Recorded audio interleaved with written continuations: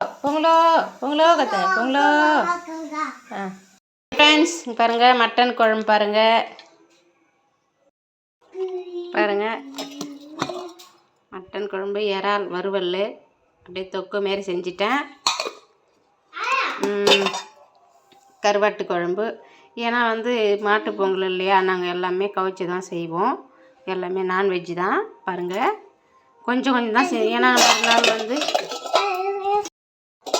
அப்புறம் கருவாட்டு குழம்புக்கு முட்டை பாருங்கள். இது பூசணிக்காய், அவரைக்காய், வள்ளிக்கிழங்கு, அது சக்கரை வள்ளிக்கிழங்கு.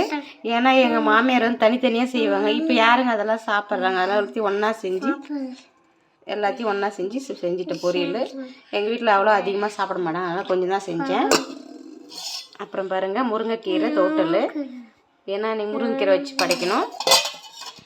அப்புறம் பாருங்கள், பாலக்கருவாடு வறுவல், அப்புறம் சாம்பார், அப்புறம் ரசம்.